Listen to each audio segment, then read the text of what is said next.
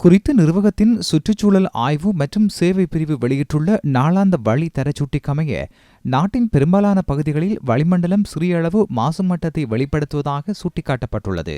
வளிமண்டல தரவுகளுக்கு அமைய கொழும்பு நகரில் 108க்கும் 116க்கும் இடைப்பட்ட தரச்சூட்டியும், யாழ்ப்பாணம், புலனறுவு ஆகிய பகுதிகளில் 112க்கும் 120க்கும் இடைப்பட்ட நிலையிலும் இன்றைய தினம் வளி மாசு காணப்படுவதாக வெளிப்படுத்தப்பட்டுள்ளது.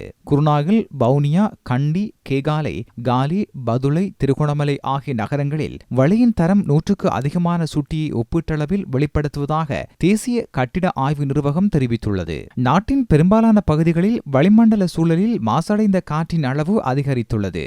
0 தொடக்கம் 50 வரை வளியின் தரம் காணப்பட்டால் அது சிறந்த நிலையாகும். 51 100 வரை காணப்பட்டால் அது மத்திய நிலை எனவும், 101க்கும் 150க்கும் இடைப்பட்ட நிலையில் காணப்பட்டால் அது பாதிப்பான நிலை எனவும், 151க்கும் 200க்கும் இடையில் காணப்பட்டால் அது ஆபத்தான நிலை எனவும் சுட்டிக்காட்டப்பட்டுள்ளது.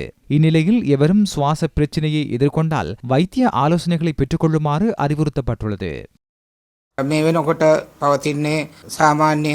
தற்போது இலங்கையின் தரச்சுட்டிக்கமைய 100ஐ அண்மித்த மட்டத்தில் காணப்படுகிறது. பாதிப்படையக்கூடியவர்களுக்கு ஏதேனும் பிரச்சினைகள் ஏற்படக்கூடும்.